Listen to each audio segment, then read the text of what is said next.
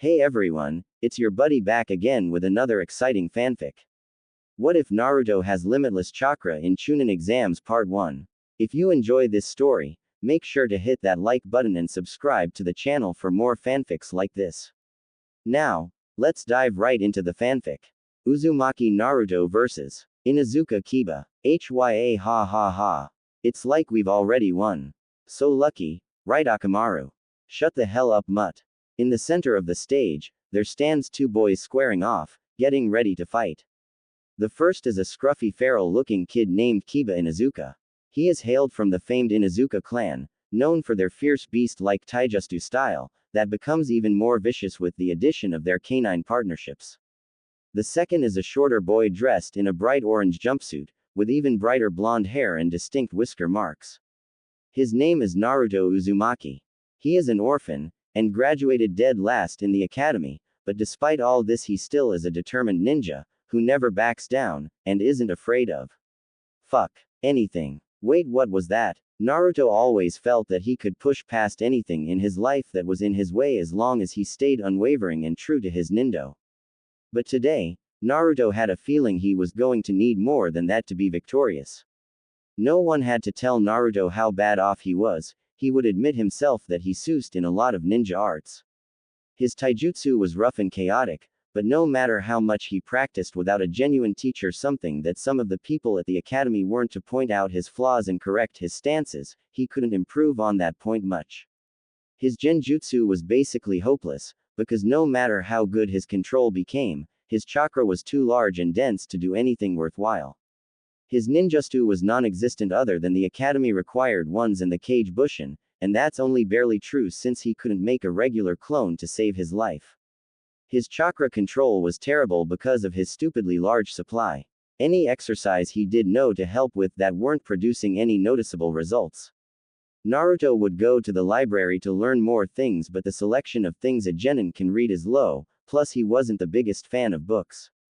The only thing Naruto really had going for him was his physical condition, but without a speed-focused training regimen, all he really gains from working out is durability, stamina, and power, which he already had a high amount of. That, combined with any unorthodox plans he came up with, was really the only way he got ahead in any fight he got in. Today was different though. The usual fountain of endless energy felt more like a stream that was fizzling up, and his chakra control always felt out of control, but now it felt like it was unable to be handled at all. Naruto had a pretty good idea that it was that snake freak seal that was messing up the little he did have going for him. Naruto was already tired from the forest of death as well, to the point where he didn't think he could even outlast Shikamaru in a fight. Naruto could forget about keeping up with Kiba, who always was right behind him in being the most energetic in the academy. Naruto knew he should have fixed his underwhelming skillets sooner, but he didn't have a lot of time to do anything before his sensei put his team in these dumbass exams. He thought he plenty of time to fix his problems after the disaster which was his last C rank, but not only was he wrong, he was dead wrong. Only a couple weeks after Wave and they are signed up for the Chunin exams. Naruto vowed to stop procrastinating and take his training more serious after this. Hopefully he wouldn't have to wait to get out of the hospital first. Up in the stands, Naruto, you better not lose to him, yelled Sakura. Let's see how much you improved, thought Kakashi. Naruto mused Kurenai.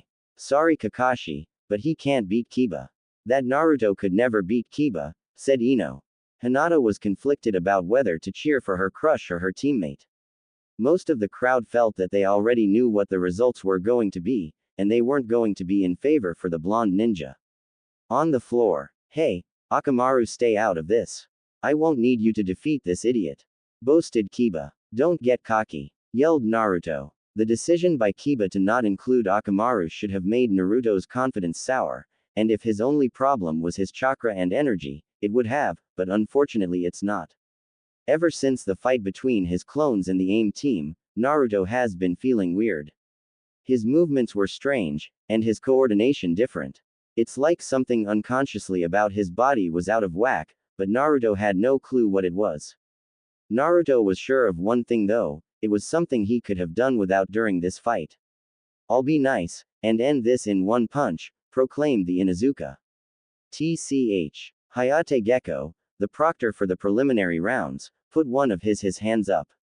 You may begin. The match was on. Don't get too comfy, Naruto, this will be over before you know it.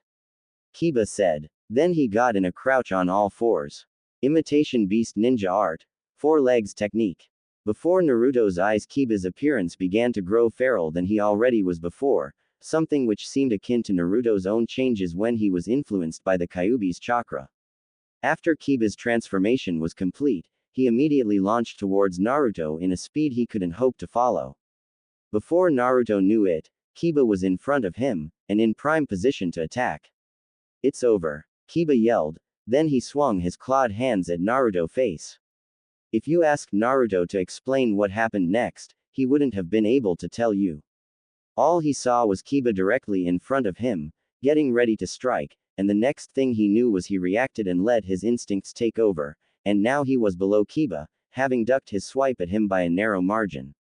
He dodged it, thought Kiba and the spectators collectively.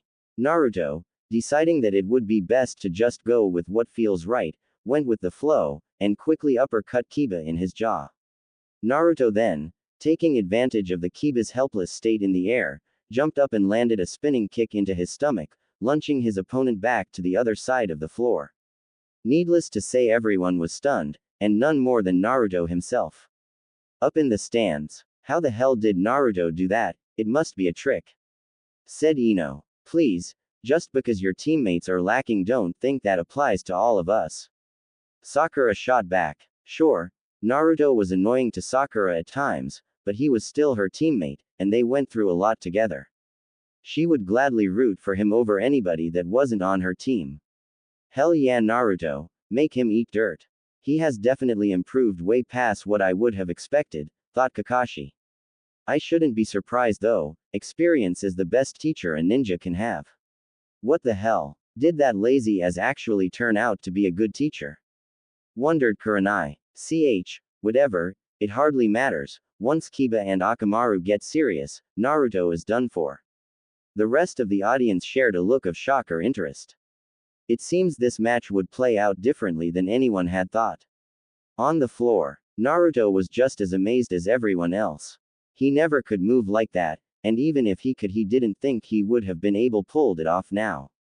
Also, Naruto felt that unlike the past few days, when he was just reacting instinctively, he felt normal, like nothing was like before. His mind was fighting with his body, and now that he was listening to it, everything was right in the world. Naruto didn't know why this was happening, but he did know that he didn't have any plans on how he was going to win before. So he would do what he did best, wing it. Lucky hit, it won't happen again. Kiba called out as he was getting up off the floor. He was noticeably wiping his mouth of blood, revealing just how hard he had been hit. Akamaru. Bark. Akamaru jumped at Naruto at the same time Kiba did, hoping to overwhelm any fluke sense of skill that Naruto just showed. They first started with a flurry of quick pounces, then started to come at Naruto with a barrage of hit-and-run attacks. But Naruto, to the surprise of absolutely everyone, avoided all solid connects. Kiba let up from his onslaught and backed away. I'll admit it to you, Naruto, you sure got better, but this is it. It ends now, Kiba said, pulling 2 red pills from his pocket. He gave one pill to Akamaru and he ate the second one. Akamaru turned an inflamed shade of red, then jumped on Kiba's back. Beast Effect Ninjutsu. Beast Human Bushin. Now, where previously only one Kiba and his dog was, there was 2 Kibas. One on the other's back. Getsuga. Both Kibas suddenly launched themselves at Naruto, twirling at impossible speeds. To Naruto it seemed like it was 2 miniature whirlwinds hurtling towards him. Naruto wasn't deterred though, he didn't know how far his new instinctive skills could take him, but he would keep pushing. Just before the attacks hit him, Naruto pushed himself into the air, narrowly avoiding their claws. The Fang duo didn't stop though, seeing a prime opportunity to attack while Naruto was stuck in the air. Naruto, seeing Kiba and Akamaru turning around to hit him again, flipped and twisted his body in the air at an angle allowing him to maneuver between them without getting hit. Kiba and Akamaru landed back on the other side of the arena. Whatever, so you can do fancy moves, it doesn't matter. You can't keep this up forever, taunted Kiba. Privately, though he wouldn't admit it, he was a little put off by just how capable Naruto was turning out to be. Naruto knew he was right, he didn't perfectly avoid the last attack, his jumpsuit was ripped and some of his skin scratched. Also, since he was running on fumes, the injuries would only get worse. Naruto needed to come up with a plan, which made him thankful that he had a few things he used for pranks in his pouch. I didn't think I would have to use these, but I guess if the shoe fits. Naruto said, pulling out a stink bomb. And since you have such a sensitive nose, I guess the shoe is pretty snug right about now. Naruto reared his arm back, with the key to his victory in the palm of his hand. Eat this, Kiba, shouted Naruto. Then he threw the bomb across the arena. And way over Kiba, with it only stopping its flight when it burst on the floor by the wall behind him. The entire room silently stared at the rising cloud of gas in the corner. Hee. Oops, idiot, was the single thought shared by everyone. Kiba started laughing, with tears in his eyes. Of course only you could fuck up that bad, Naruto. Up in the stands. To mess up an advantage that bad. Kurenai said to herself. I guess Kakashi couldn't make the idiot any smarter. Naruto, why are you like this? Moaned Sakura with her face covered by her hands. I guess a loser will always be a loser, said Ino. She turned towards Shikamaru, only to see him lying down getting ready for a nap. Aren't you going to watch the rest of the match? No point, it's obvious how this is going to turn out. I guess it does seem like Kiba has this one in the bag. No, it's actually the opposite. What would make you say that? Sigh. Shikamaru turned away from her. It's too troublesome to explain. On the floor, Kiba finally calmed down from his laughing fit and got back in crouching position to attack again. Oh man, it's so over for you. You just blew your only chance to win, chuckled Kiba. I'm not done yet, I still have a few more, retorted Naruto. It doesn't matter how many you have, you won't be able to touch me with them, and with that Kiba and Akamaru resumed their attack. Getsuga. What followed was the most extreme game of dodgeball ever played. Naruto dodging the canine duo, and Kiba and Akamaru dodging the stink bombs, allowing them all to hit the ground well away from where they were. The stink bombs all landed on the outer parts of the arena, leaving Kiba with plenty of room to work with. Naruto eventually ran out of bombs, only having about a dozen of them, bringing their little game to an end. He jumped back a little to give himself some breathing room. He was visibly taking harder and longer breaths. If I can't affect your smell, then I will try your sight, said Naruto. He then pulled out his only smoke bomb and threw it on the ground, covering the entire middle of the floor with smoke. Up in the stands. This was the guy that I was afraid would beat Kiba, what a joke, thought Kurenai. Don't tell me he forgot about Kiba's strong sense of smell. He was just trying to capitalize on it a second ago. On the floor. Idiot, did you forget my senses are better than the average nin? There is no way you can hide from me in this smoke. I will just sniff you out, said Kiba. He then started sniffing the air to pinpoint Naruto's location. Too easy. Getsuga. Kiba launched in the smoke with Akamaru in the direction of Naruto, and got a direct hit. After scoring a couple more blows, they tossed him up in the air, then drilled his body back into the earth, leaving a slight indent into it. As the smoke started to clear up, all that anyone could see was Naruto seemingly unconscious at the bottom of a small crater. Proctor, call the match. He won't be getting up anytime soon, said Kiba. Hayate examined Naruto's body for a few seconds, then he put his hands up. Winner by Nako. Over here, Mutt boy, cried Naruto, appearing out of nowhere, but before Kiba could turn and look at him, Naruto slid underneath him and kicked his feet off the ground, just as the body in the crater puffed into smoke. Nah, then another Naruto appeared, and kicked Kiba away while he was in mid-fall. Are you? Then two more appeared where Kiba was thrown, and kicked hip upwards. 2. Finally a final Naruto came and jumped above Kiba, and delivered a spinning axe kick to his head, sending Kiba shooting towards the ground. Uzumaki Renden. Kiba was now the one that was at the bottom of his own crater, but this time the victim was actually unconscious. Bad doggy. taunted Naruto, standing over Kiba's immobile body. Up in the stands. I can't believe it, voiced Kurenai. Kakashi's brat actually won. You will learn quickly that Naruto is never one to go down easy, Kakashi thought. Even through the mask there was obvious pride on his face. Yeah, Naruto, I knew you could do it, yelled Sakura down to the floor. Wait, hold up. I don't get it. Kiba should have been able to smell out Naruto, right? The smoke shouldn't have blocked his nose. If it could, then he would have known earlier. Questioned Ino. Sigh. That was what I was trying to say earlier. Naruto didn't miss his throw with his stink bombs, not the first or any of the ones after. What he was doing was creating zones on the floor where Kiba wouldn't be able to smell anything but the odor from his bombs, so when he covered the arena in smoke he was able to place several clones in those areas without Kiba ever knowing. Naruto must have done a kawarimi with a clone after Kiba hit him with his attack. Once switched he would be able to carry out his own retaliation without Kiba being prepared for it. Who knew Naruto could have done something that smart, but I guess if you look at the pranks he used to do, it isn't that surprising.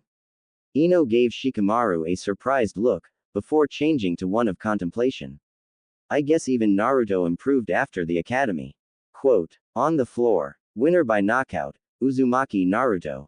Announced Hayate. Naruto was feeling very proud of himself at the moment. While he was tired from Kiba's assault and the use of his clones, something that would have never happened if his chakra was normal, Naruto felt that he did better than he himself would have expected. He never fought that well in his entire life, but now in what seemed like hours, his skill increased by an immense amount, and Naruto still had no idea how it happened. Well, he did have a theory, but he needed some time to test it when he was alone. As of right now, he was content to revel in his unlikely victory. Look how much you've grown, Naruto, thought a proud Hokage. 000000000000000000000. Asterisk yawn. Naruto sat up in his bed after a long, pleasurable, deserving rest the day after the preliminary exams ended. He got up and started his morning routine so he could head out to a training ground. He had to get started preparing for the third stage ASAP. He took a shower, brushed his teeth, washed his face, and ate some ramen. He then changed into loose white shorts, a black t-shirt with a spiral, and black ninja sandals. Then he gathered up all his tools and jumped out of the window. Doors are for squares. Naruto decided to stick true with his promise and got started on training even before he approached Kakashi-sensei to ask about him training him. Naruto was going to train himself into the dirt, as well as the training he would receive from his teacher, just so he doesn't waste any time that could be spent otherwise honing his admittedly lackluster skills. Another reason Naruto decided to go to the training ground first was so that he could test out his theory on how he improved so quickly in the second stage of the exams. Naruto knew he would have a long road in front of him, especially since he would have to face Neji Hyuga in his first match. That was a fight he wasn't planning on losing, especially after what the bastard did to Hinata, his own cousin. Naruto would be the first to tell you he was lucky in the prelims. With the exception of Ino, Sakura, and that random guy Sasuke faced, if he had to fight anyone else, Naruto was pretty sure he would have lost, even with his newfound skills. Luckily he got Kiba, a taijutsu user / the only skill Naruto was proficient in. Fortunately he now has an entire month to train before his match with the Rookie of the Year. Naruto finally arrived at his destination, Training Ground 9. A place not too many people really came to because of how close it was to the Forest of Death. In fact, you could actually see Training Ground 44 looming in the background. Naruto knew about this place from his younger days, when he used to find places to hide from the stares of the villagers, and later on because of his pranks, the Anbu. It was a wide, grassy clearing that had a stream running through it. The grounds are also surrounded by trees you would commonly find around Konoha. Naruto walked up to the stream, and thought that it would be the perfect place to start his training, but first. Kage Bushin no Jutsu. Poof. His theory. Out of the smoke appeared one perfect clone of Naruto. Okay, I want you to go down the stream and see where it ends up. Naruto commanded his clone. Geez, there was no need to tell me, idiot, responded the clone, and with that it ran off. God damn it,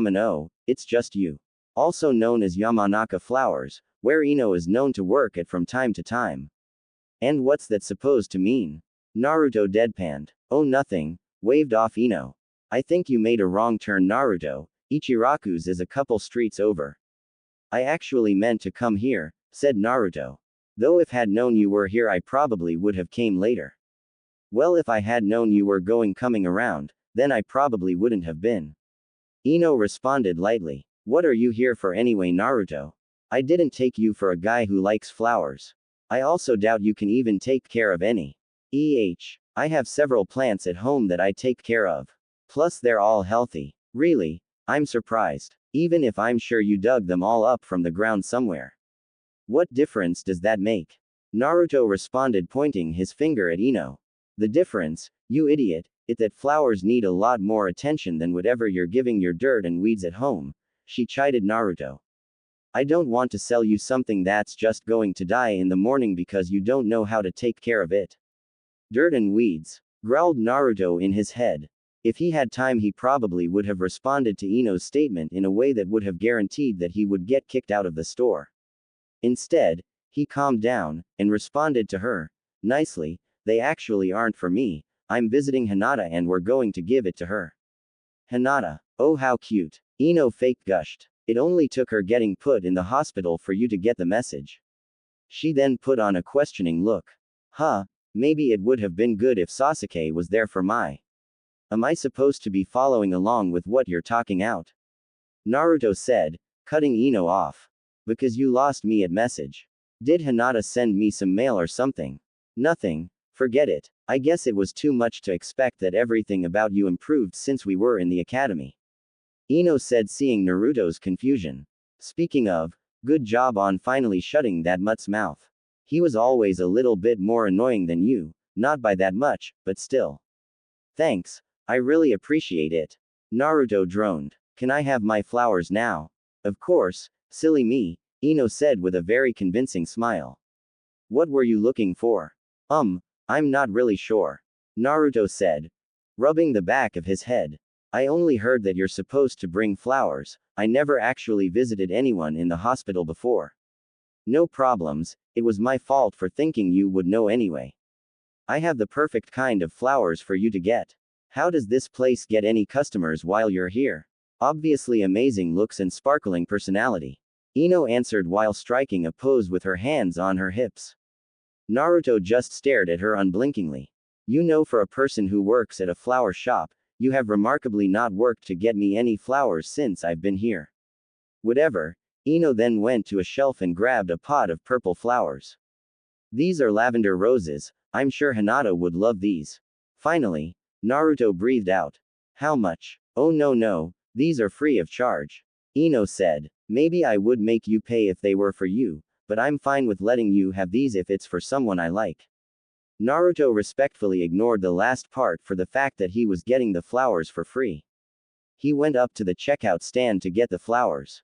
He also received a customary piece of paper that tells you how to care for them. Before he left, Ino went over to a group of blue flowers and plucked one without its stem. Then she came back over to where Naruto was.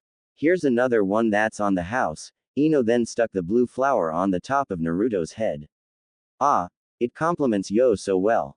I think you should keep this look. It makes you look less wild and more, not you. Naruto's patience was wearing thin, and he decided to leave before the small amount he had ran out. As Naruto was walking out the door, a thought came to him that made him smile. He stopped and turned back around to Ino. You know what, you're right, I think I should keep this. Naruto said, confusing Ino. I'm Sasuke and Sakura will ask about it, and I will be so happy to tell them that you thought it would make me look good. Naruto then ran out the shop while Ino's face was in the middle of changing from confusion to anger. 0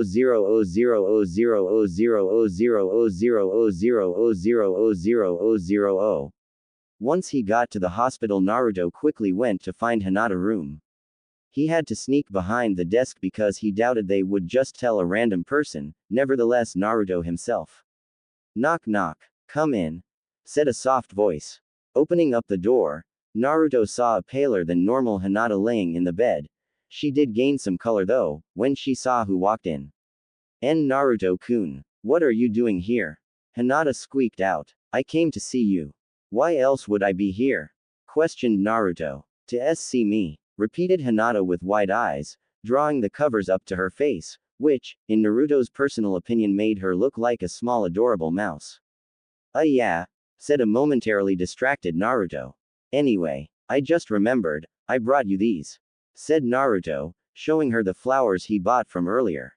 Lavender roses. Hinata spoke, recognizing the flowers. Unknowingly to Naruto, she developed a faint flush when she saw them. Yup, said an oblivious as usual Naruto.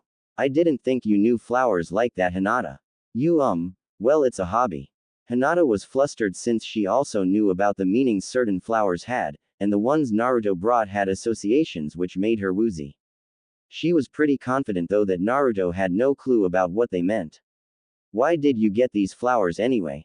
Hey, well, I didn't really pick these, Ino did. She said you would love them. Naruto looked at the flowers, then back up at Hinata. I can kind of see how they fit. Purple kinda matches you. Ino, of course, Hinata thought in her mind. She wasn't surprised the Yamanaka would do something like this.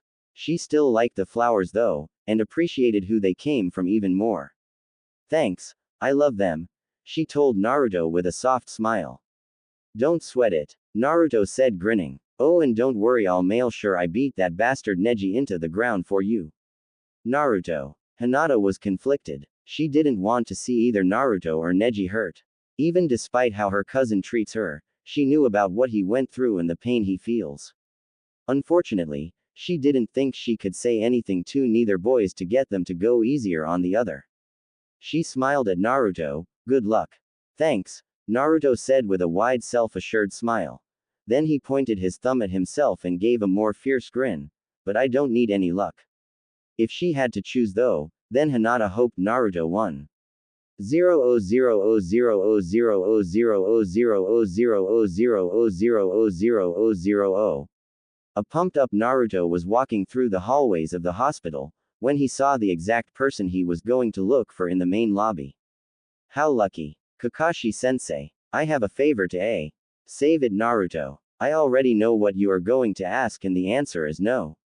Interrupted Kakashi. How unlucky. Why not? Because I already planned to train Sasuke. Explained Kakashi. But don't worry, I found you a teacher. He said, pointing to the other side of the room.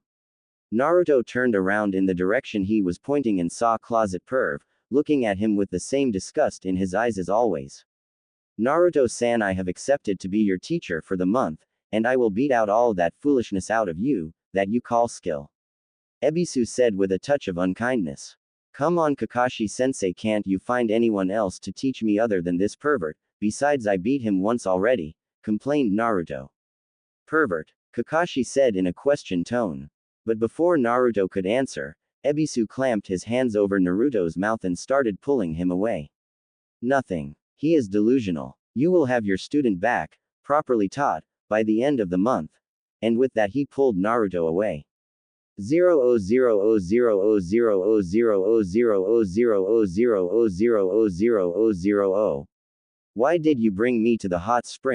000000000000000000000000000000000000000000000000000000000000000000000000000000000000000000000000000000000000000000000000000000000000000000000000000000000000000000000000000000000000000000000000000000000000000000000000000000000000000000000000000000000000000000000000000000000000000000000000000000000000000000000000000000000000000000000000000000000000000000000000000000000000000000000000000000000000000000000000000000000000000000000000000000000000000000000000000 asked Naruto. The basics. It is clear you need a clear review on everything that you were already supposed to know. Said Ebisu. Yeah, whatever. Mumbled Naruto. Naruto had a bad feeling that he would be getting most of his training done on his own time. Now first, take off your clothes. What? I knew you were a creep, but not in this type of way. Accused Naruto, pointing his finger at his sensei. No, not like that. In the exercise that you are about to do, you will be around water, and unless you want your clothes to get wet, you should take them off. Said Ebisu, trying to justify himself. Fine, I'll do it, but I'm watching you. Naruto then took everything off except for his underwear. Now what? Now, you watch me. Ebisu instructed, walking towards then on top of the water. This is a more advanced version of the tree walking chakra control exercise, an essential tool needed for many missions outside the village. Naruto didn't disagree. The ability to walk on water would have been useful during the mission to the land of waves. He was a little hesitant to try it though. The seal Orochimaru put on him was still making his chakra weird, but maybe he might be able to at least pull this off. Later. Splash. Naruto jumped out of the scorching hot water, for what seemed like the 100th time today. Ah, shit. Cursed Naruto, landing back on solid ground. Listen to me, you four-eyed creep. I am trying to tell you I can't do this exercise with the way I am right now. Exactly. That is why I am making you do this repeatedly. The way you are right now is pitiful. I will be sure to correct that. At least let me do it over regular water. Why the hell do I have to do it here? Inspiration. Said Ebisu simply. Grr. Growled out Naruto, ready to kill the black-clad man. Giggle. Both teacher and student stopped at the sudden noise. Giggle giggle. They turned toward the source of the perverse sounds, and found a tall man with long spiky white hair, and red lines running down his face peeking on the woman's section of the bathhouse. He was dressed in a dark green kimono with matching pants, a red haori, and wooden sandals. The man also had a horned forehead protector with the kanji oil on it. Ebisu bristled that anyone would have the audacity to do something like that in his village and marched up to the man. Excuse me, sir, Ebisu said, grabbing his shoulder. What do why? Out of nowhere a frog came and wrapped its tongue around Ebisu and slammed him into the ground, knocking him out cold. Naruto looked upon the scene with his mouth open for a few moments before he recovered. Hey, you damn pervert, called Naruto, from a safe distance of course. Hey, what do you want, idiot? The mysterious man finally answered. You just knocked out my sensei, and I was supposed to be getting training from him. What are you going to do about this? Huh, exactly what I am doing now, kid. Naruto started to growl. Today just wasn't his day. Can you at least point me in the direction of someone who knows about seals? Questioned Naruto. I asked this useless piece of lump and he told me the only one who he knows isn't in the village. A lot of help that was. He grumbled. It just so happens that I might know a thing or two about them myself. Why? The man asks. Because some damn freaky pedophile put some seal on me that's messing up my chakra. It seems this was enough to get the man to stop peeking and catch his interest. Let me see it, he said. It didn't sound much like a request. Naruto warily lifted up his shirt to show him where it was. The white-haired man stared at it for a moment before holding out his hands, and making his fingertips glow. 5-prong seal release, he said, thrusting his hand into Naruto's stomach. Ah! Cried out Naruto. He fell on all fours while trying to catch his breath. What the hell was that for? You'll see. Try to do that exercise you were attempting earlier. Grumbling, Naruto reluctantly complied, and went to the springs. Gathering chakra to his feet, he hesitantly stepped onto the water. That's when Naruto noticed he no longer felt the restriction he felt on his chakra before. He took another step, then another, and another, until he was full out running and jumping on the water. Yes, hell yeah, I'm back to normal, celebrated Naruto, while hopping all over the place. He actually did it, he could actually take off that snake guy's fuinjutsu. Who the hell is this guy? The older man examined Naruto for a couple seconds before he spoke again. I've been thinking, since I accidentally knocked out your sensei, how about I teach you for the rest of the month? Accidentally my ass, Naruto said to himself. Naruto thought to himself that this might be a good change in events because not only did this guy reverse a Sannin's seal, but he also has a summoning contract, which is usually only held by prominent shinobi. Okay, I accept your training, but first you have to tell me who you are. No way am I accepting to do anything with some unknown pervert. Ha ha ha, who am I, you ask? The man suddenly jumped on top of the previously forgotten toad, and started to do a kabuki dance. I am the sage of Mount Myoboku. The prophet of toads, sensei of the legendary Yellow Flash, super pimp of fire, and most importantly, the writer of the Ika Ika series, Jiraya of the Sannin. Never mind. Kuchio's no jutsu. Poof. Yo, I'm Gamakichi. You got any snacks? Said a small orange frog. Finally, Naruto groaned. For the past 3 days Jiraiya had been teaching Naruto the summoning jutsu. Naruto had been having some difficulty with it. His chakra control, or more aptly his lack of it, didn't leave him with the ability to concentrate and direct his chakra that much. The feat would have taken much longer than 3 days, if Naruto didn't have his clones training as well. Since then Naruto incorporated everything he learned into his training. This allowed him to discover his strong affinity for wind, and slight affinity for fire. Naruto also started learning some more jutsus, and noticed how much easier it was to execute the ones that he had an affinity for. Naruto already made some headway on the leaf-cutting exercise, but he had hit a plateau and needed some help with that. Strangely enough, the exercises for fire affinity were easier than the ones for wind. Naruto also started wearing the weighted bands once he got them, and also added more running to his set of physical workouts to do in the morning. All this and what he was doing before, is what Naruto's clones have been working on every day while Naruto was training with Jiraiya. The first thing Jiraiya did, was let Naruto sign the toad summoning contract. After Naruto did that, he was told to try to summon any size toad he could. Unsurprisingly for Jiraiya, Naruto could only summon tadpoles, and quickly worked himself into exhaustion trying to do more. When that happened, most of the times Naruto would be taught tactics and strategies, well, whenever Jiraiya wasn't out doing research. Jiraiya knew that summoning would take a lot out of Naruto, so he didn't want to start any more training until he was finished with that. Shockingly enough to him though, Naruto was able to summon a toad in 3 days, because of his liberal use of shadow clones, something which Jiraiya never ran into before. Alright kid, you did a good job, but at the rate you are going now, you are never going to summon the boss, said the toad sage. Jiraiya was bluffing. He fully believed that by the end of the month, Naruto would have a good shot at being able to finally get it, but he wanted to move on to other stuff. So we are going to try something different. What do you mean, pervy sage? Wondered Naruto. Listen up, have you ever felt that you had 2 kinds of chakra in you? Naruto knew exactly what Jiraiya was talking about. The red chakra that seems to comes out of nowhere. He remembers using it during his fight with Haku, as well as when he faced the snake freak. It made him way stronger, so strong he could stop a giant felt weird, more thicker, and more powerful than his regular chakra, also more wild. Naruto already had a good idea what it was. You mean the Kyuubi's chakra? Jiraiya looked shocked for a moment, before answering. Yeah, that's exactly what it is. I guess you're smarter than you look. An indignant Naruto was about to complain, but the Sannin kept talking. I know that you have used the power before, but calling upon it consciously is different. If you are able to learn how to do that, you will always have something up your sleeves for when things go left. Yeah, I guess I say ack. Naruto didn't get to finish because Jiraiya suddenly punched him in his gut hard, rendering him unconscious. If he can only bring up the Kyuubi's chakra when under distress or when in extreme danger, the only way for him to learn how to do it actively is for him to remember how it feels, concluded Jiraiya. Forgive me, Minato, for what I am about to do.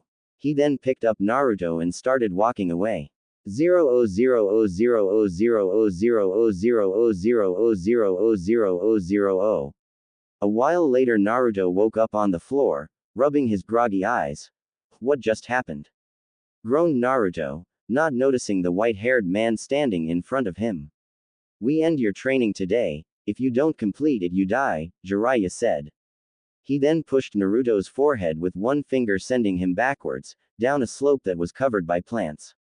Woo! Naruto was rolling through the bushes now, getting many scratches along the way. The slope finally ended, sending Naruto sliding out of the shrubbery. Unfortunately, the ground ended there too, so he fell out of the bushes and into a giant deep chasm. Og! Naruto was disoriented before, so he didn't really process what was happening, but after he started falling he was wide awake. Aware enough to know what was happening and also who caused it, if his curses towards a certain pervert or any indication. Naruto was about to try catching himself on the walls using his chakra, but then he saw how spiky and wet they were and figured that would be a terrible idea. He would have tried to summon a toad, or even some clones, but he was all juiced out from training. That fucking bastard. If I survive this, I am going to kill that pervert. Damn. Naruto didn't know how he would survive this. After all the close calls Naruto had, he finally gets done in by his teacher. Hell no. I don't care if I am out of energy, I'm not going to die here. Proclaimed Naruto. He then bit his finger and did the seals for the summoning jutsu. Naruto started trying to push whatever chakra he had left, closing his eyes from the strain.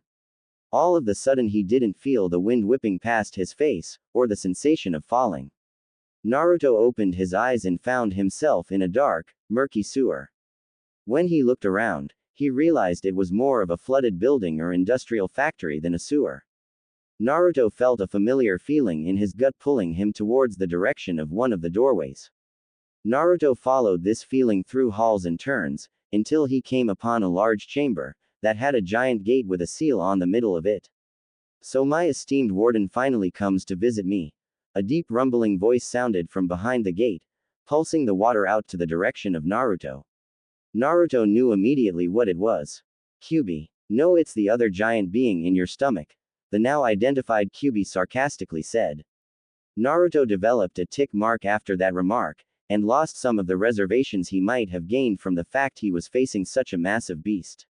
Shut the hell up, furball. Why did you bring me here anyway? 'Cause you're dumb as was about to get us killed. Grumbled out the Kyuubi. 1. I wasn't about to do anything, I was thrown off a cliff. 2. What do you mean us? Ooh. Hehehe. I get it now, Naruto said, finally thinking about what the Biju said. If I die, you die, huh? Naruto sat there and pondered for a while, before nodding his head to something he apparently figured out. Well, I guess that means only one thing. The Kyuubi, thinking he knew the depths of all humans, thought that he had Naruto pinned too. Like any other mortal, he would seek to have the Kyuubi under his thumb and use his power for his own purpose.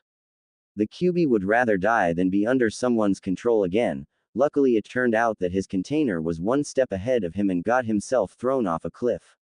The tailed beast only brought him down here to give him a chance to honor his father's words, even if he didn't believe them. But it seems this human is just as he thought. Now that he found out the lack of control the Biju actually has over him, he will seek to put the Kyuubi in submission. We'll be working together from here on out, declared Naruto. What? Thought the Kyuubi, eyes wide. There is no way he heard that right. What did you say, kid? I said that we are partners. I don't want to die, and I am pretty sure you don't want to die. So if our lives depend on protecting my body, it is better for us to work together than to be against each other. Naruto clarified. Plus I would rather have a good relationship with the biggest fox that's living inside of my body. Grr. That makes no sense. I attacked your village. I am the reason you have no parents. I am the reason everyone despises you. Why would you try to help me? What makes you so sure that I won't just kill you, then go back and destroy your village? Naruto, completely misunderstanding the part about his parents, confidently responded, because I get it. All I have been told all my life is that you're a monster. The same thing was said about me. I know that sometimes the people that are despised the most, don't really deserve it. I think it would be better to hold my reservations about you until I see you actually did something wrong. And if it turns out everything everyone said about you is true, and you are just a big, evil fox. Naruto grinned at him. Then I'll find a way to finish what the fourth Hokage started myself. Naruto finished with a determined smirk. The Kyuubi was quiet for a moment, before he started chuckling. I guess you're not as stupid as I thought, though you are still missing a few marbles for even thinking about threatening me. Hey, I never said it would be easy, Naruto said. But I never backed down from anything. Yeah, whatever, puffed out Kurama. I'll allow some access to my chakra, so you didn't end up as a bloody smear. Gee, thanks, Furball. With that, you have overstayed your welcome, growled out the Kyuubi. Also open up a history book sometime, the fourth Hokage didn't start anything. Huh, Naruto's eyes snapped open, and he found himself once again falling down the chasm. Naruto wasn't scared this time though. He could feel chakra running though him that didn't belong to him, but was his at the same time. He pushed the chakra towards his still outstretched hand, knowing it would be more than enough than what he needed. Summoning Justu. Poof. Huh. What? Where the hell am I? Jiraiya. Naruto was now standing on top of a humongous toad dressed in what seemed to be a Yakuza uniform. Hey, who's that on my head? The toad called out. Naruto ran down to the summon's nose so it could see him. I was Naruto Uzumaki, your new summoner, answered Naruto. The toad laughed. There's no way a shrimp like you could summon me. Ha. Naruto was starting to get pissed off. I was the one who summoned you, you piece of shit toad. The summon stopped laughing, and looked at Naruto for a long time, before seemingly confirming something. Alright then, I guess I could make you my underling. Alright, said Naruto, not really knowing what was happening. Underling. Is that how all summoning contracts work? Now to initiate someone into the family I would usually see if they can hold their sake good enough to impress me, but since you are probably too young for that, I have to come up with something new. The toad sat there for a moment. How about this? You get on my back, then I try to shake you off. If you can stay on till sunset, then you can join the family. Naruto didn't like the sound of that. The only way he could stay on long enough, was for him to use chakra, and therein lies the problem. He couldn't use Kurama's chakra because he couldn't control it. He also couldn't use his, because that was just starting to replenish and was still at a low amount. Naruto was just about to humbly beg for the first test, when the toad suddenly shot out of the chasm. Alright, let's see if you got what it takes, the giant amphibian said. By the way, I am the toad boss summons, Gamabunta, and don't you forget it, runt. And with that he started jumping, and flailing around, trying to shake Naruto off. Naruto was hanging for dear life on the back of Gamabunta, turning greener and greener every passing moment. Naruto didn't think he would be able to survive until the end of this test, much less hang on for the entire time, but he isn't Naruto Uzumaki for nothing. The one thing he never does, is gives up. Boing boing. Naruto never questioned his Nindo so hard in his life. I'm never going to forgive that damn pervert. Boing. 000000000000000000000. Naruto woke up hours later to a white ceiling. Groaning, he sat up and looked around, and recognized the place he was currently at as the hospital. Naruto felt a presence next to him and turned to meet a pair of black eyes, staring right back at him. So, you're finally awake, huh? Naruto looked at the rest of the body, while matching voice to a person in his head, and he realized that Shikamaru was in his room. Shikamaru questioned Naruto. Why are you here? I was visiting Choji, when I heard that you were in the hospital too. So I decided to visit you, the Nara responded. Naruto tried to ignore the way his chest warmed up at the thought of Shikamaru coming to see him. Naruto never really thought that he and the other genin were that close. Like Choji, I didn't really think you are the type to have girls visit him. Naruto was about to retort with his own remark, but thought about something he just noticed. Wait, Choji's still in the hospital. I didn't think his injuries were that serious. They weren't. Choji ate too much and ended up landing himself in the hospital again. Shikamaru explained with a sigh. Oh, should have figured. Naruto then noticed a fruit basket, sitting on the edge of his bed. Shikamaru, seeing where Naruto was looking, started talking. I originally brought that for Choji, but the nurse said it wasn't good for him to have anything to eat, so I thought I might as well give it to you. Gee, thanks, deadpanned Naruto, trying to ignore the warm feeling that popped up again. You know what we should do, eat this in front of Choji's face. Sigh, let's go, I don't have anything else to do. Naruto got up and got dressed. He then grabbed the fruit basket and headed into the hallway with Shikamaru. On the way to Choji's room, Naruto got a cold feeling near his gut, and it was directing him to another part of the hospital. He darted off to find the source of the chill, with a surprised Shikamaru following behind. Naruto, what's gotten into you? Spoke Shikamaru. I'm not sure, but if you follow me, you'll probably find out. How troublesome. Shikamaru complained, but he still followed. 0000000000000000000. Well, that was intense. Shikamaru said, rolling his neck. Yeah, you're telling me, responded Naruto listlessly. Shikamaru gave him a curious look but thankfully didn't say anything as they were approaching Choji's room. Shikamaru slid open the door, and was immediately verbally attacked by a feisty blonde girl. Where the hell were you? And what took you so long? And don't you know how to knock? Scolded Ino. Well, we ran into a unplanned situation with a foreign ninja, and before that I was visiting Naruto, pacified Shikamaru. Naruto, repeated Ino with confusion. He's in the hospital. What's wrong with him? I just saw him a couple days ago and he looked fine. Shikamaru shaking his head in annoyance. Go ask him yourself, Shikamaru said. Speaking of, Choji. You mind if Naruto comes in? Shikamaru asked Choji, who was munching on some chips Ino gave him on his bed. Munch munch, that's cool, munch munch, I don't mind, Choji affirmed. Alright Naruto, he said you can come in, called Shikamaru. Naruto opened the door and walked in while cleaning his ear with a finger.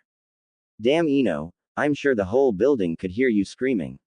Naruto then turned to Shikamaru. I feel sorry for you, at least with Sasuke on our team, Sakura pretends that she is nice. No luck for you with Ino. Ino cracked her knuckles with her fist in her palm and smiled sweetly at Naruto. What's that supposed to mean, huh? Naruto wisely took a step back. Hee, oh nothing. He said with his hands up in a placating motion. Are you sure? You look like you still would like a few more days at the hospital. No, I'm perfectly fine. Hey Choji. Hope you feel better. See you guys later. Bye. Naruto made a quick escape, not wanting to risk the wrath of the blonde girl. Man, he thought, there have been too many violent people in my life recently, I'm seriously considering a change in careers. Now that Naruto was away from the others, he started to think back to the meeting he had with Gaara. A person, who was just like him, but also completely different. He shuddered at the thought. Not because he was scared, but because of the thought that this was how he could have ended up. Thankfully, Konoha was still a good village to live in overall. He wouldn't have been so lucky in some of the other hidden villages if rumors are to be believed. Naruto was walking down the hallway thinking about Gaara and the Kyuubi, when he was thrown out his thoughts by crashing into a small girl, and accidentally sending her crashing into the ground. Oops, that was my fault. I'm very sorry. Are you okay? Asked Naruto, stretching out his hand to help the girl up. The girl ignored the hand, and got up off the ground by herself. Thanks, but no thanks. I can help myself, she said evenly. Now that the girl was off of the ground, Naruto had a good look at what she looked like. She was a very small petite girl, with long black hair. She had a very familiar face, and big white pupil-less eyes which signified the Hyuga clan. Naruto stared at her for a moment, which quickly agitated her. Why are you staring at me? She demanded. It's just that. You are so adorable, gushed Naruto. You're like a plushy version of a real ninja. Naruto decided to have a little fun with her. Not only did she reject his offer for help, but he never did like uptight people. The Hyuga girl turned a little red from anger, and closed her eyes in an attempt to control her temper. Don't call me adorable or plushy. And I am a real ninja, she growled out. This just made Naruto gush harder. Did you just growl? Ha ha ha, look at you playing shinobi. Where's your parents at, little girl? Are you lost? The girl could feel her grasp on her emotions slipping. She clenched her fist at her side to rein back her oncoming explosion. Do you know who you're talking to? She said with slightly puffed cheeks. You would apologize if you knew what was good for you. I just want to help find your parents. Do they know where you are? Teased Naruto. Here, take my hands, I'll walk you home. Stop treating me like a child, treat me with respect, she demanded, stomping a foot on the ground. She was losing her composure and wouldn't last much longer. I don't even know who you are, little girl. Don't call me that. I am not little, the Hyuga proclaimed. Her voice was steadily raising higher and higher. Yes, you are. But don't worry, all kids are small when they're 7. Naruto said, trying to reassure her. I'm 15. That surprised Naruto. True, he purposefully overshot her age, but he didn't think she was that old. Wow. Okay then, never mind, you're not a little girl then. Naruto agreed. You're a midget. Shut up, shut up, shut up, she yelled out and launched herself at Naruto. A flurry of jabs later, Naruto was now lying on the floor twitching.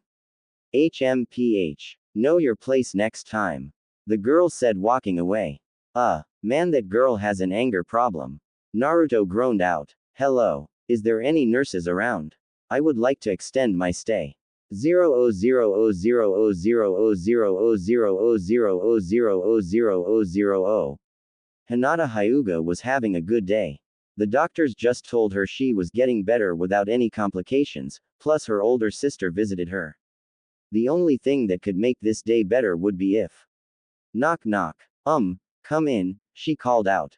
The door slid open and Hinata's heart skipped a beat when she saw who it was.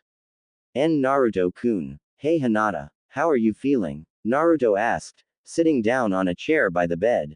Much better. The doctors even said I should get out before the end of the month.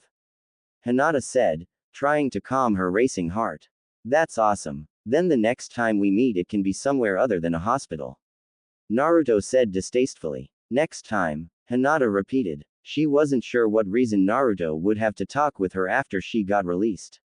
Yeah, I hate hospitals, almost anywhere else is better. Ichiraku's is definitely a better place to hang out at. Naruto said offhandedly. Is Ichiraku's really that good? Questioned Hinata tentatively. I never actually had it, but you make it seem like it's really good. Hinata had ramen before, and while it was good, she has had a lot better. Naruto started gaping at her with his mouth open after she finished her question. He started turning pale and shakily pointed his finger at her. Yun never had Ichiraku's ramen before. He was shocked how anyone could live like she had. No wonder you're so gloomy and dark. Naruto said, missing Hinata slump a little at his words. I need to take you there ASAP. It's on me. I'll gladly cover the cost in this kind of emergency. Hinata turned red. Take me, she squeaked. Yeah, I'll have to find you sometime after you get released, since we can't go today. This is something that has to be fixed as soon as we can. Hinata felt a little woozy, and leaned a little back in her bed. She must have been worse off than she thought, and now she started hallucinating. Naruto, seeing her face start flushing, got concerned for her health. Hey Hinata, you look a little feverish. Are you okay? I'm fine. I probably just need to take a little nap. I should be okay once I wake up.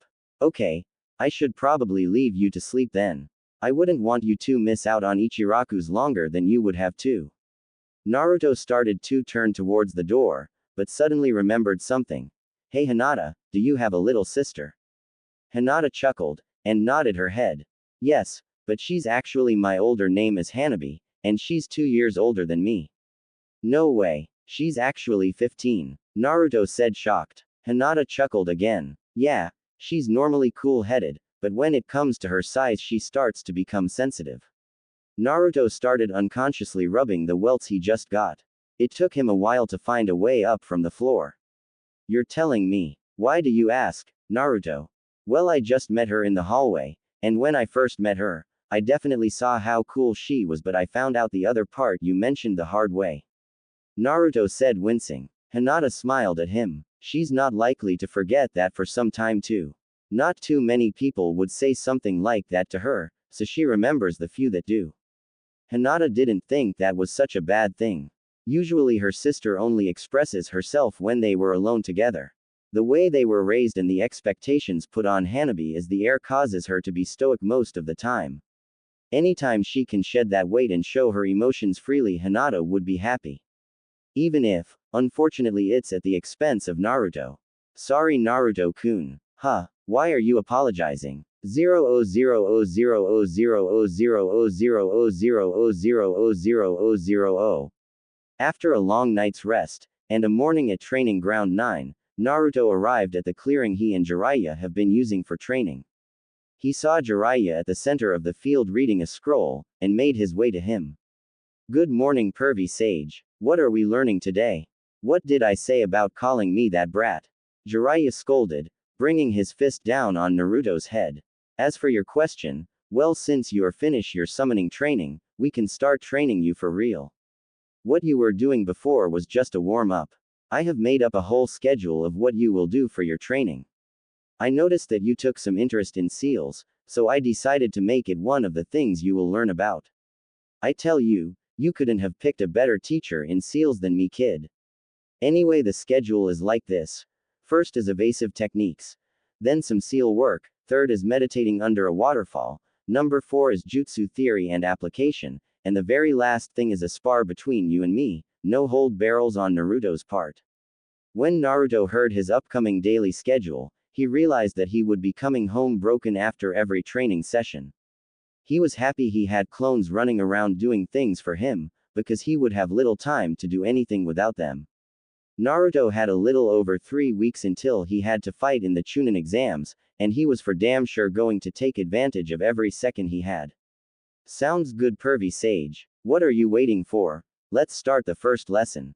Naruto quickly knew regret. Dodge, said Jiraiya, who punched Naruto in his stomach, sending him flying to the other end of the field. Naruto got up and wiped his mouth. He then ducked under one punch, just to get hit by a roundhouse kick, shooting him off again, but this time towards a big rock wall. Naruto smashed into the wall, then dropped. His collision caused pieces of the rock to fall off it, and bury Naruto in stones. So this is the future Hokage of the Leaf Village. Jiraiya proclaimed. Can't say I'm too impressed. Come on Naruto, I wasn't even using 30% of my strength in those punches. GGGRRR. Naruto started to throw rocks up off him, and broke himself through the top of the stone heap. It doesn't matter what you see now, because I am going to become Hokage and I never go back on my words. Naruto declared, crouching down in preparation to dodge the next blow. I'll just keep on getting hit until I no longer can. ... Maybe Ichiraku's has some open positions. It has been 3 days since Naruto had started the next part of his training, and 1 week since the preliminary rounds had ended. Naruto had been correct in the assumption that he would be dead on his feet after every day of training. When he came home, he would have just enough strength in him to make and dispel a shadow clone. This was so he can relay his experience to any shadow clones he had around.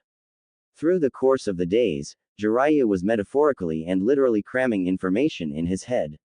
Naruto never received any rest, especially since his sensei knew how much endurance he had. The moment he was finished one subject, they would move on to the next. If Naruto never understood a spoken explanation, he learned by being demonstrated on. Naruto had to admit that while the lessons hurt, he was learning faster because of it. The only part of the day that didn't have any practical lessons were seals. Jiraiya told Naruto to work on his handwriting before he can even begin making seals, so at this point the class was only theoretical. Jiraiya also taught under the belief of starting from the foundation and working your way up, so Naruto got to revisit and properly learn many things from the academy that he didn't care enough to remember the first time. Besides his training with Arrow Sennin, Naruto's independent sessions were bearing much fruit. Naruto was already making substantial progress before, but when the training with Jiraiya was added, his progress was multiplied. The clones working with weapons, like shuriken and kunai, continued increasing speed, precision, and accuracy. Naruto discovered from that group that they found a way to apply the shadow clone just you to the shuriken and kunai, where they could just make copies of the weapons. They even found a way to do this after the projectile has already been thrown.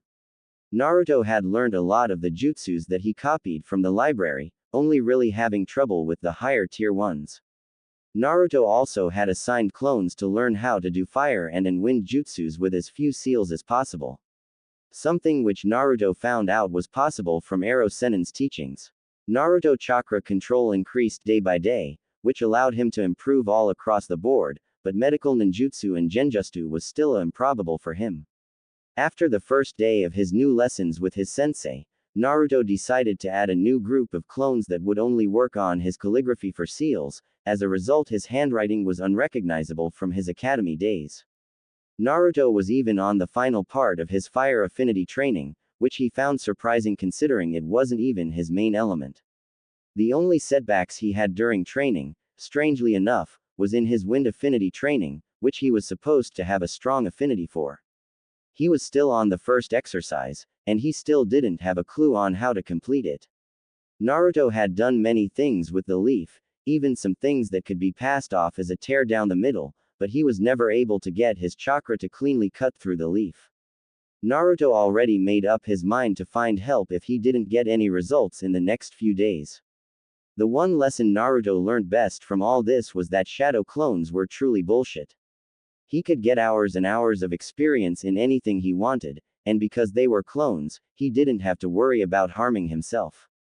It turns out that Mizuki was even a better teacher than Iruka. Currently, Naruto was trying out a new training routine that he was planning on doing once every week. Naruto was standing in the center of about 100 clones that were standing in a wide circle around him. All the clones were standing in fighting position, ready to launch off their feet in a moment's notice. The original Naruto cracked his neck and rotated his arms before he got in a similar position as his clones. Let's go. One by one each clone started to run towards Naruto and tried to attack him. Naruto would block, parry, counter, or dodge every hit. One clone would come with an overhead flying kick, and Naruto would spin his body in a way where it would miss, and come around with a kick of his own. Another comes from behind Naruto trying to attempt to attack at a blind spot, but before a hit could land Naruto flips over the clone, putting one hand on the clone's back to help the maneuver. Naruto gripped the clone's shirt in the process of the flip and threw the clone at another one who was preparing to do a jutsu, dispelling both of them. The clones switched up and started attacking in twos, making Naruto have to work harder than before. From an outsider's perspective, it was clear that the original was faster than the army of clones by a good amount, despite that Naruto was starting to get glancing blows and cuts. A clone, seeing that Naruto was wearing down, decided to finish it in one blow. The clone quickly made a bird seal. Wind style. Air bullets. 3 balls of pressurized air shot out of the clone's mouth towards his maker. Naruto dispatched the clone he was fighting, and tuned towards the incoming projectiles while going through seals. Earth style. Mud wall. A portion of the ground shot up to intercept the bullets of air, and when they collided, they exploded into rubble and debris, covering the area with rocks and smoke. Naruto did a simple wind just you to clear the smoke, and paused at what he saw next. All of the clones which were left, which was about 20-something, were in the air facing Naruto, flashing through the same just you. Wind style. Drilling air bullets. They cried in unison. Then a countless number of expelled air balls filled the air, and they were all headed for Naruto at a frightening speed. Boom! A large explosion happened in the middle of the field, the resounding noise resonating through the air. The smoke from the combined blast took several moments to clear by itself, all of the clones waiting watching the impact point without lowering their guards. When it was visible enough for them to see, they peered in. Now where once the original stood, there was just a big crater, that looked as if multiple bombs were set off to dig it, and at the very bottom of the hole there was one small man-sized hole, partially hidden by dirt and rocks. What the he? One of the clones said, but before it could finish it was interrupted by a loud voice. Over here, idiots, said a figure that launched in the air from the forest. The airborne ninja made a tiger seal and inhaled widely. Fire style. Great fireball jutsu. Exhale. A massive orb of roaring flames burst out of Naruto's mouth, flying towards where the clones were gathered. Before they could move, the attack hit the clones. Boom! Erupting into a magnificent explosion of fire. Naruto landed in a crouch on the ground, breathing hard from the exertion of his latest activity. He stood up from the ground, brilliant crimson light bathing him, and started to stretch. You got all that? Breathed out Naruto towards the treetops of a few trees. Up in the tree, several clones sitting on branches gave Naruto the thumbs up. Naruto had thought of the idea for the exercise he was currently using after trying to run a couple of his laps with the weights off. He ended up tripping countless times, and crashed into a couple trees. Naruto was then able to figure out that he did successfully gain more speed, it was just that he wasn't used to moving at them. He knew that this would hinder him if he ever decided to take off his weights in a fight, and decided that he needed a way to get used to going fast, and he came up with the 1 against 100 exercise. He would summon 100 clones while he had weights on, then he would take the weights off and fight against all of them. He also had a couple clones observing the entire thing from afar. Naruto planned to do this once a week, so that he would feel comfortable when he got rid of his bands.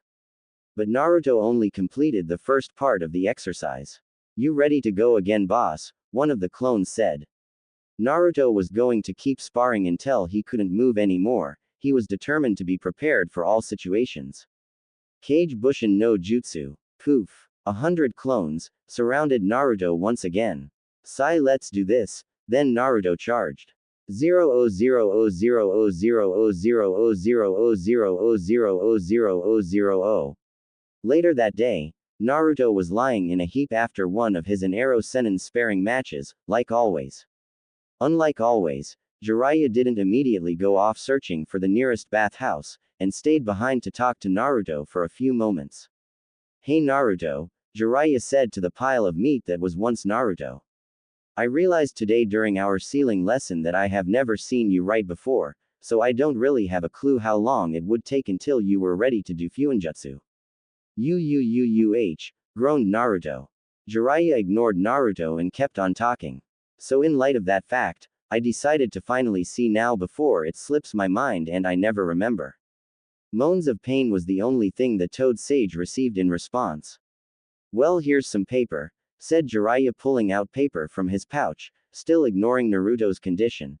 And here's something to write with. He also pulled out an ink brush and held both items in front of Naruto's limp body.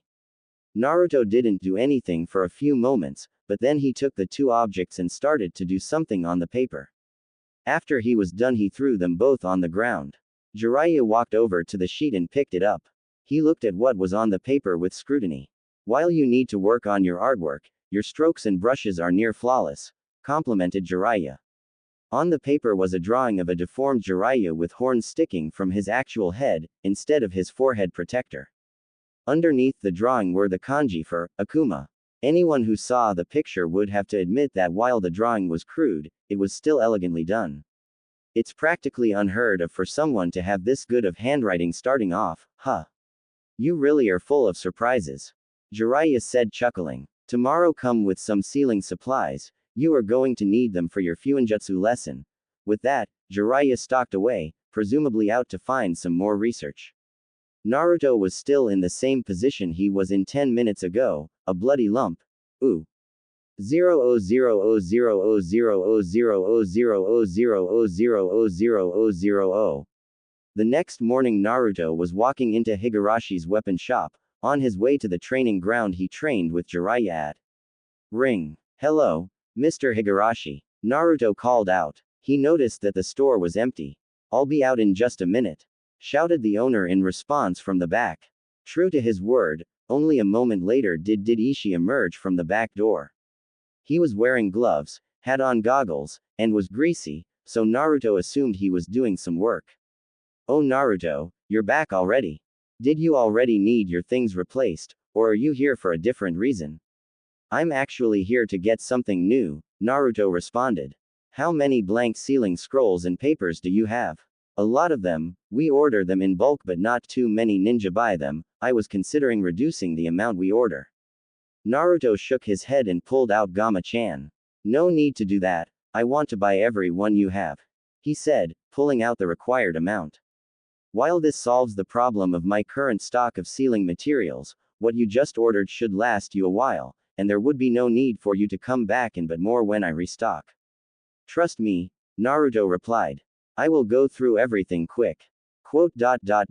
Okay, I also need all the brushes and ink you have as well. Whatever, it's your money. Ishi went and gathered everything asked for, and rung it up.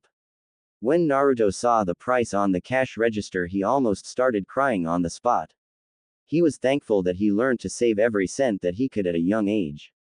At least it's for a good cause, whimpered Naruto in his head. Sigh, here you go. Now that I think about it, I am probably going to need a storage scroll for all this. Once they was finished with the dilemma of sealing everything, they was finally set to go. Pleasure doing business with you, kid, Ishi said. Matter fact, I have a couple propositions for you if you are willing to hear them, and they all involve making a little cash. Naruto, who had just witnessed the death of his wallet, was eager to hear about anything that could his funds. Sure, I'm up to hear whatever you got to say. Since you're doing sealing, if you bring in some explosive tags and storage scrolls, I will pay you for them. I can never have too many of those, especially since they are one of the products most in demand. Naruto knew that with the lessons he was currently receiving, coupled with all of his clones, he could probably make a pretty penny with this job alone. That sounds fine. What about the other one? I have a usual delivery girl that goes and picks up and drops off things for me from time to time. The problem is that she is a ninja and she can't always be there, so I usually have to request a mission for some genin to do. I am willing to make you my permanent backup and you will be the only one who gets the mission pay. I like to have familiar faces handling my stuff, and I feel like you are going to be a regular in my store. Naruto thought this would also be a good way to make money, especially since he could just make clone do these jobs whenever he wanted. Alright, I'm game for both of them. Good, just come in at any time for the tags and scrolls. I think I might have a delivery for you in a few days too, so come by and check.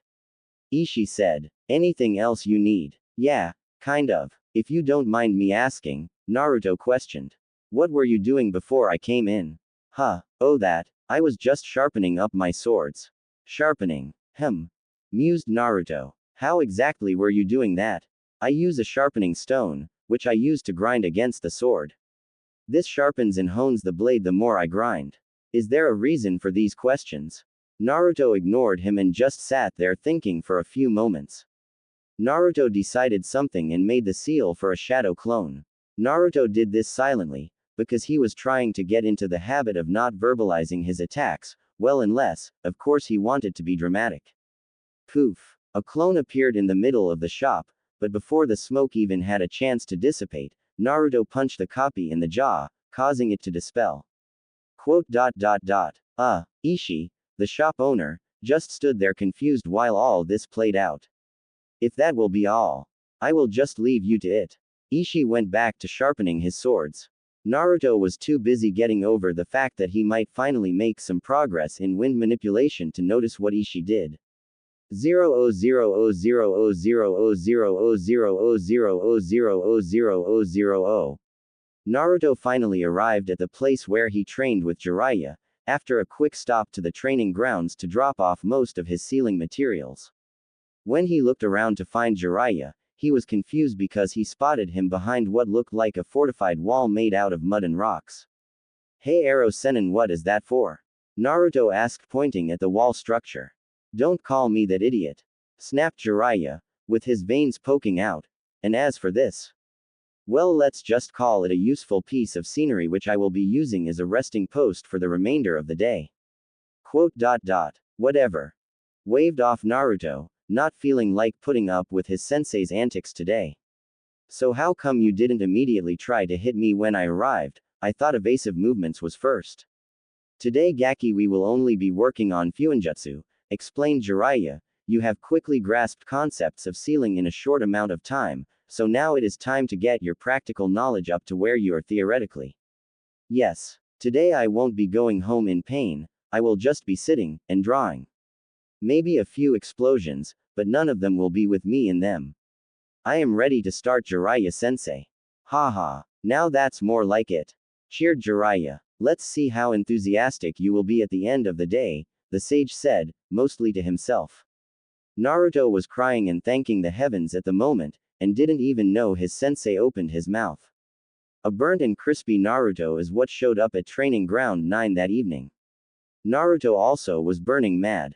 The clones weren't sure whether the smoke rising from his head was the result of his anger or whatever got him the way he looked.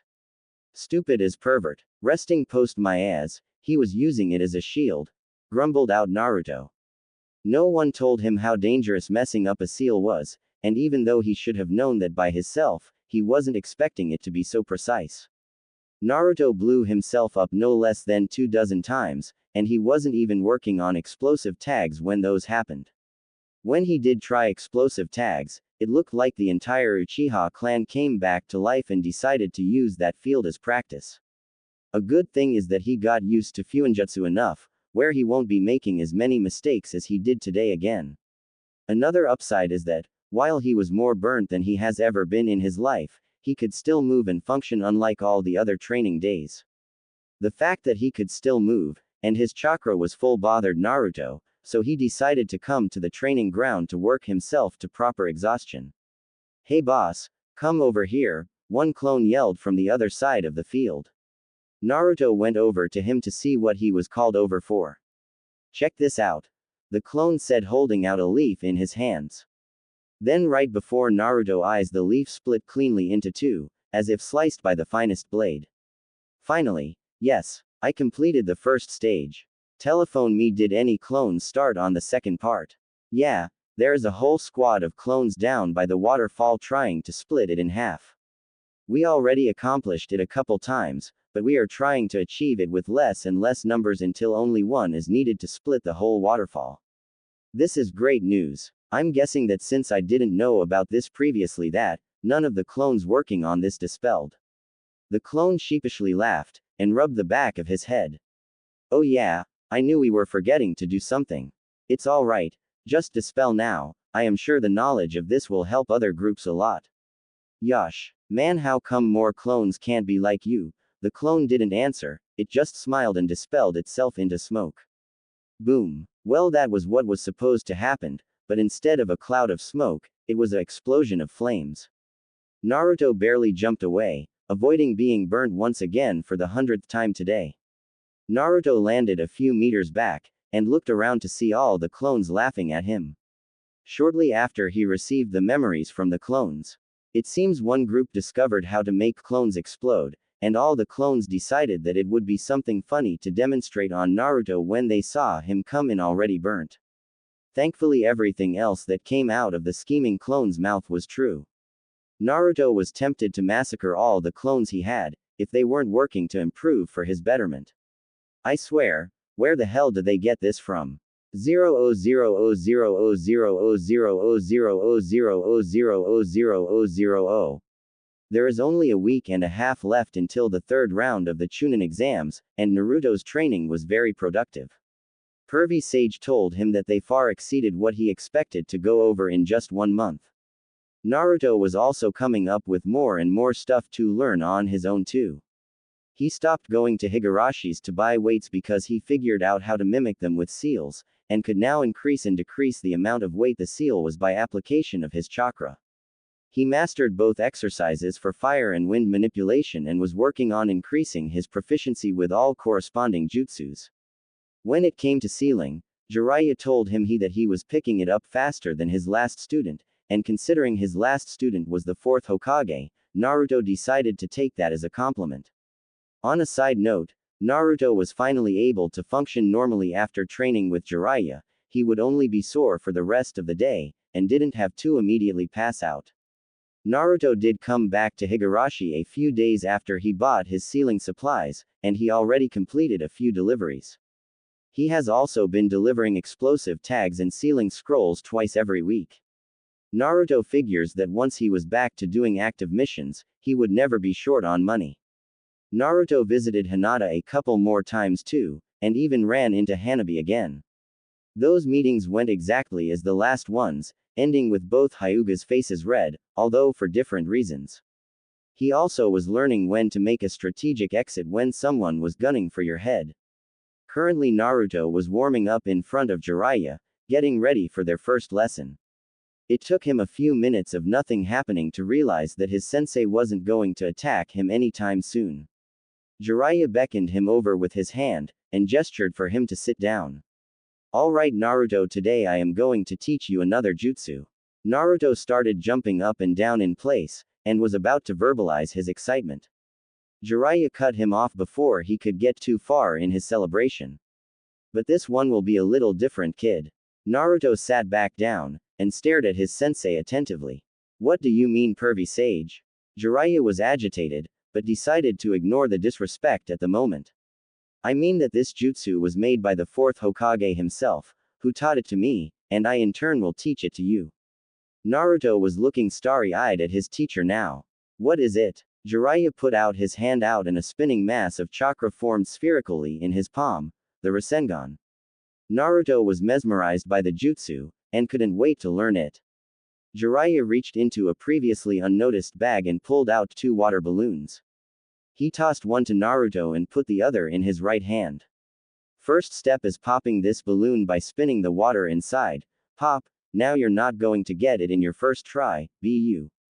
Pop, huh. Jiraiya looked over at Naruto and saw him with one wet hand and no balloon. You're right, it took me 2 tries. Jiraiya didn't know what to say, so he just stood there stammering. I mean, after it didn't work the first time, I just increased the rotations and bam. Yeah, whatever. Beginner's luck. Jiraiya pulled out a rubber ball and threw it at Naruto. Try to pop that with just your pop. Come on. Really? Naruto deadpanned. If there is one thing my chakra has in spades is density and power. Yeah, whatever. The last step is combining both steps and then stabilizing it.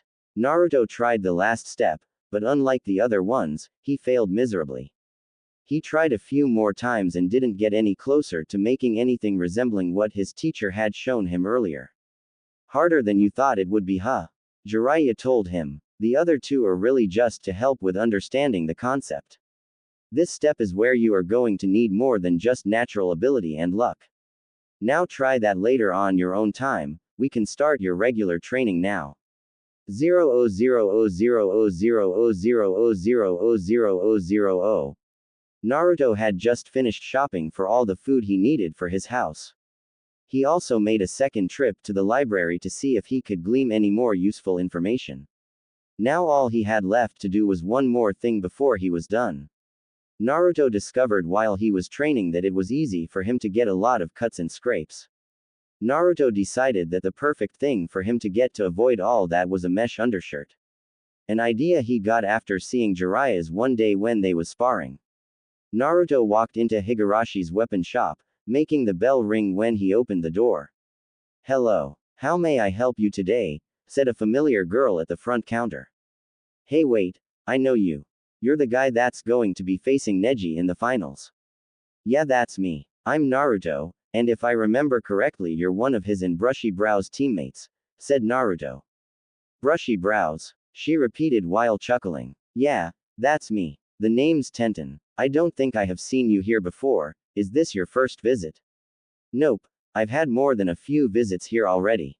Now it's my turn to ask a question. Why are you? Naruto stopped. He remembered Ishii telling him how he had a daughter on a genin team that worked for him sometimes, and now that Naruto thought about Tenten had way too many weapons for any normal person to reasonably have. Never mind, I answered it myself. Okay, so what were you looking for? A mesh shirts that I could wear under my clothes. I also came to see if your dad had any more deliveries, but I can see that as a moot point. Deliveries? She questioned. Oh, my dad did say he found someone to take some of my load so I can train more. I guess you were the one he was talking about. Thanks for that. Tenten went and got out of a box a stack of mesh shirts that looked around Naruto's size. I think I got some that can fit you, but I'm not 100% sure. That's okay, said Naruto, before he started to remove his shirt. Whoa, what are you doing? Said Tenten, her face gaining a pink hue. It's not that she hasn't seen any guy shirtless before. She was just surprised at how suddenly Naruto started stripping. Well, I wasn't going to buy them and wait until I get home to find out I can't fit them. So I'm try it on now.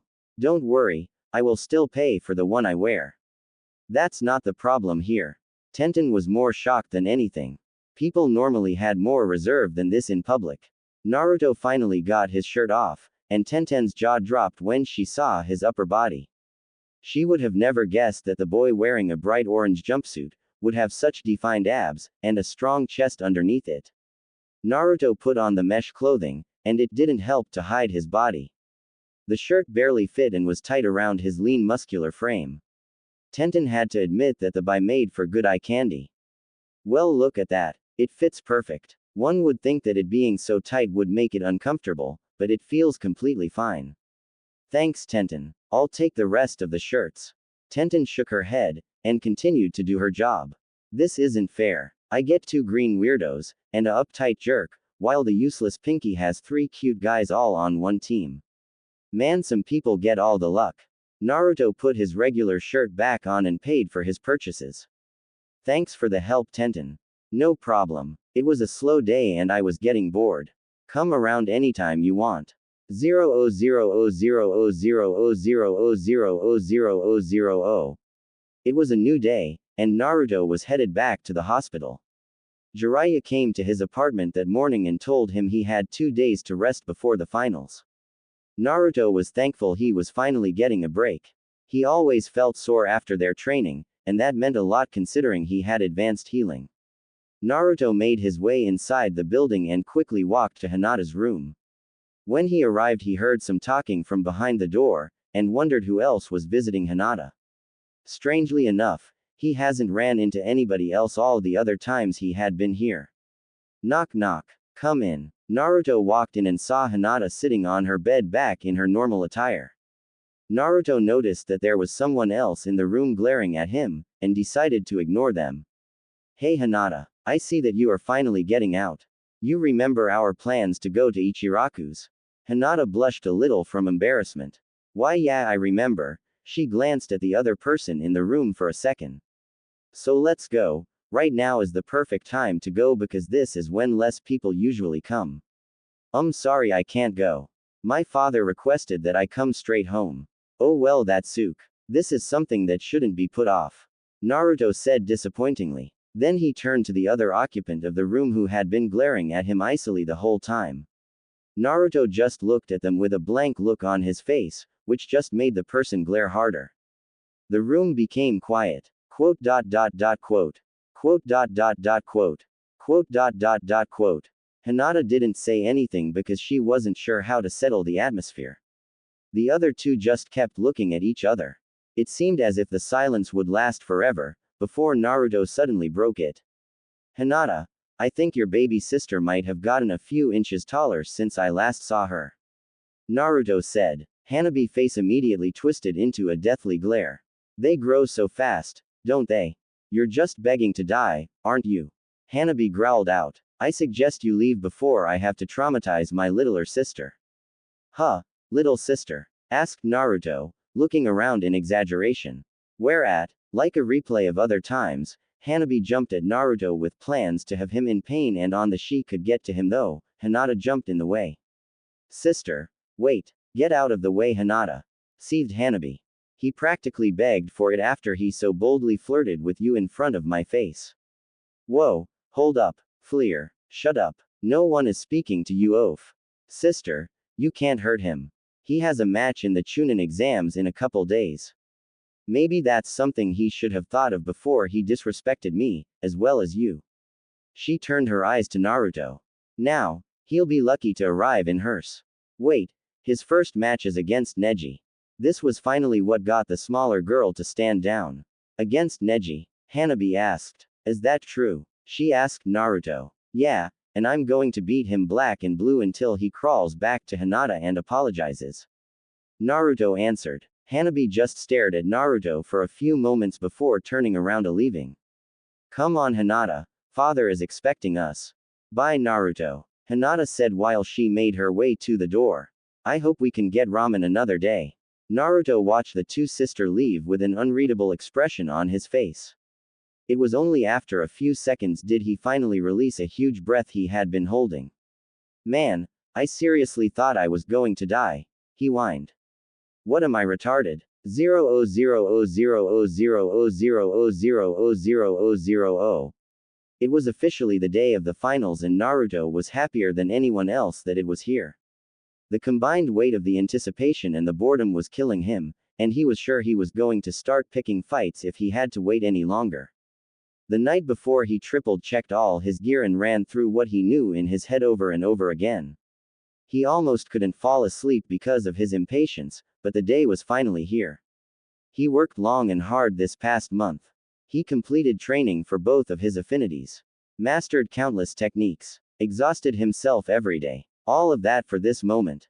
Well, kind of. He was doing it to increase his skills to do better in the field, but since he was officially on a month break for the finals, primarily it was for the finals.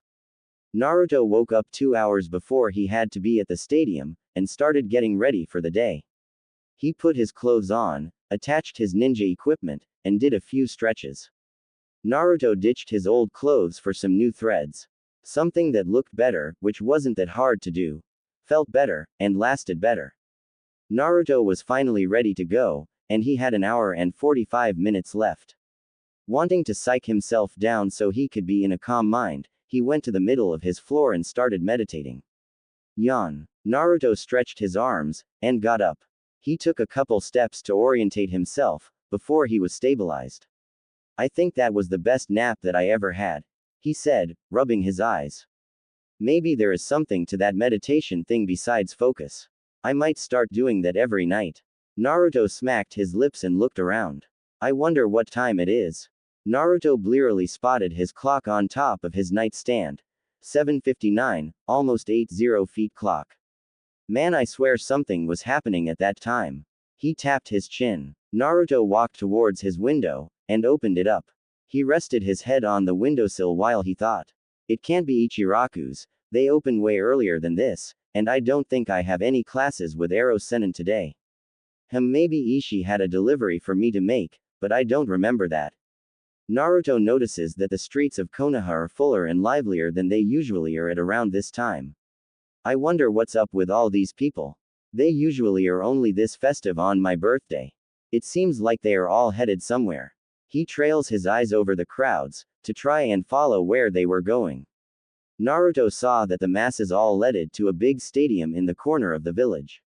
Naruto stared at the arena for a few seconds, with a blank look.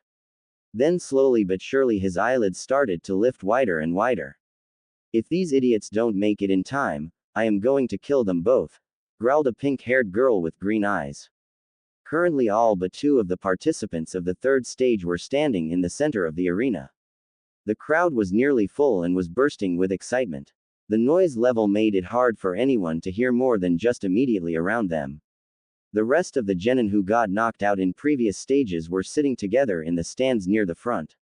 All of them were there to show support and to be entertained. Sakura Haruno, the only member of Team 7 that didn't make it past the preliminary round, was sitting next to her best friend, Ino Yamanaka. She had her fist balled up, and had a look of worry written all over her face. The cause of this was because of the fact that the 2 people who were missing were her teammates. Disqualified before they can even fight. Neither of them could stand to go out like that, so what's with them? Sakura moaned. Ino looked towards her friend, then back to the arena. Come on Sakura, you just said it yourself. Both of them would die before they would miss their fights. They'll be here. I hope. Sakura mumbled, looking anything but reassured. Those 2 certainly weren't the only ones to notice the absence of Team 7's genin. How unyouthful. It seems that my rival has managed to pass on his uncouth ways to his students. Yelled out Guy. I must agree, thought Kurenai. If Kakashi's students aren't even going to bother to show up, then Kiba's loss in the preliminary will have been for nothing. Kurenai vowed to herself that she would hospitalize Kakashi if his students don't show up, particularly Naruto. I don't really care if they ever show up. If it happens that there is less competition for Shikamaru, then I won't complain. Asuma said with a heavy blow of smoke. Down in the arena, Shikamaru was unsettled by the change of events. Shit. If neither Naruto nor Sasuke show up, the chances of me getting that psychopath rises by an uncomfortable amount. I am usually all for less work, but today I would like something to stand in between me and that Sangenin. Sigh, what a drag. So he couldn't even manage to show up, huh? I guess he realized that a failure will always be a failure. Fate ordains it. Neji was largely unaffected by the fact that Naruto hasn't shown up. It was just him not having to go through what he assumed would be an easy battle. Now the Uchiha's non-attendance is a cause for me to think about. I am sure he wouldn't pass up an opportunity to show how elite his clan is. I very much looked forward to putting him in his place. Mother wants the Uchiha's blood. Where is he? Thought Gaara. He also thought back to when he went to finish killing the Green Genin, and how he was stopped and denied from his desire. I want to kill that blonde boy for myself as well. Hayate, who is still alive obviously, looked around for the two missing fighters. Man, the crowd won't be happy if it turns out that the main event will be denied to them, and I kind wanted to see what Naruto could do myself. Hayate looked at the entrance of the arena. Cough, will all the competitors clear the floor? Cough, except Uzumaki Naruto and Hyuga Neji. The first fight is about to begin. Cough.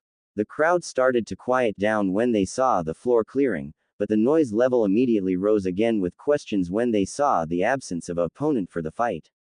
Back in the stanza, indigo-haired Hyuga was sitting in worry for the object of her affection. Oh no, Naruto is going to be disqualified if he doesn't show up. She didn't want to think about how he would feel if that happened. Naruto-kun, where are you? Damn it, I'm late, Naruto screamed, blurring past rooftops.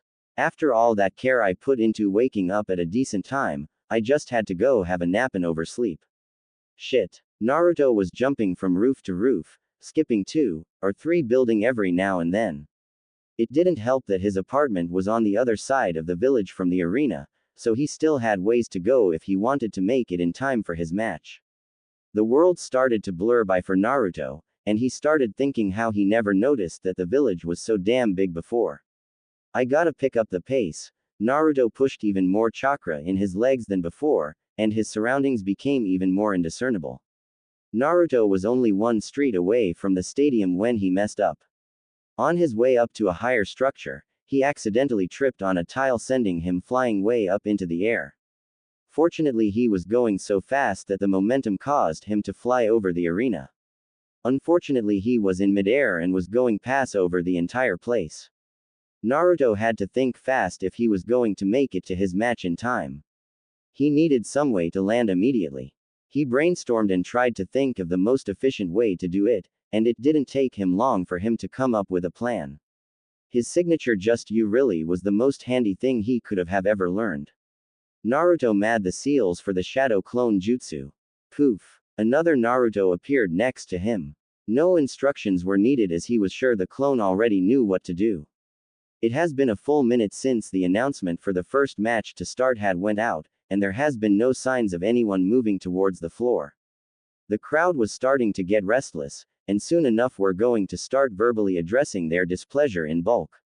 Many people have started rummaging through their bags and looking around on the floor for projectiles to throw, and others were about to start to yell for them to move on. The crowd gradually started to match and exceed the volume level it had reached before. Hayate wasn't really pleased about what he was going to do, but he had a duty to uphold, and nothing can get in the way of that. He raised his hands to get the crowd's attention. Little by little the spectators noticed and started to quiet down. Hayate cleared his throat. Due to the failure to cough show up, Hayate started. Uzumaki Naruto is. Phoom. Suddenly a orange figure was rocketing towards the ground. No one was able to make out the identity of the unexpected anomaly. Several of the higher skilled ninjas could see what it looked like, and could perfectly keep track of its descent, but they were unable to figure out the face. Almost every ninja Chunin and above tensed because of the abrupt appearing of the unknown, and were ready to dispose of it if need be. Boom! The unforeseen object collided with the ground, kicking up dirt and obscuring the landing from view. Everyone was on the edge of their seats, bubbling with apprehension, waiting to find out what or who they would see when their vision was no longer concealed. No one in the crowd knew what awaited them beyond the dust. Well, maybe not no one.